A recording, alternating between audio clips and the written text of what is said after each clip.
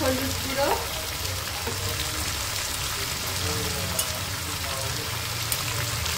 লঙ্কা গুঁড়ো,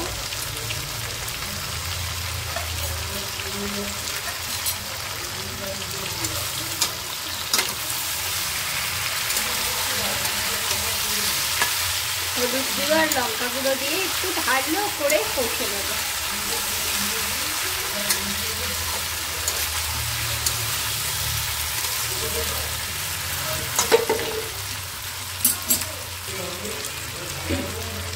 সামান্য জল দিয়ে দেব,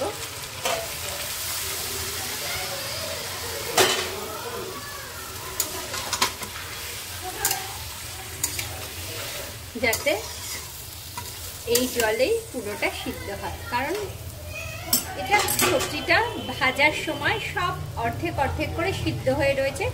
জাস্ট জল দিয়ে দিলাম। গ্যাসটাকে এবার একটু সিম করে আমি এই ঢাকা দিয়ে দিলাম।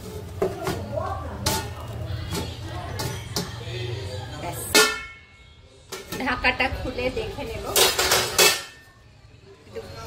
গ্যাসের এটা বাড়িয়ে দেব, মজে এসেছে।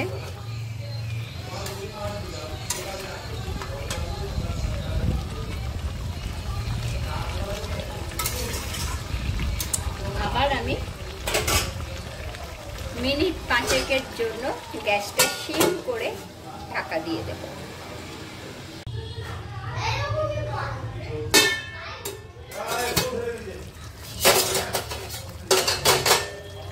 তরকারিটা হয়ে গেছে, দেখুন সব সিদ্ধ হয়ে গেছে। জাস্ট একটু বাড়িয়ে দিয়ে একটু মজিয়ে নেব। দিয়ে দেব ভাজা মশলাটা,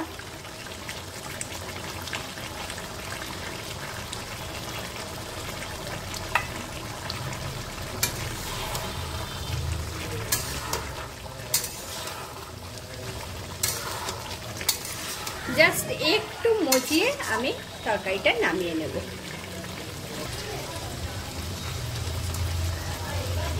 নামানোর আগে দিয়ে দেব একটু ধনেপাতা, একটু বড় বড় করেই কেটে রেখেছিলাম ধনেপাতাগুলো, তো নামানোর আগে একটু ধনেপাতা কুচি দিয়ে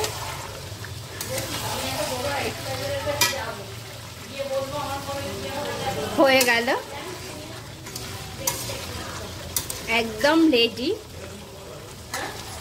দেখুন খুব সুন্দরভাবে রেডি হয়ে গেছে।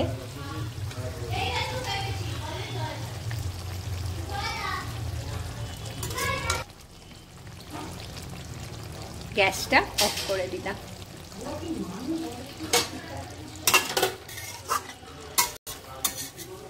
আলু, কুমড়ো, পটল, মূলো দিয়ে একটা খিচুড়ির সাথে পরিবেশন করার মতো একটা তরকারি। এরপরে রেসিপিতে যাচ্ছি খিচুড়ি।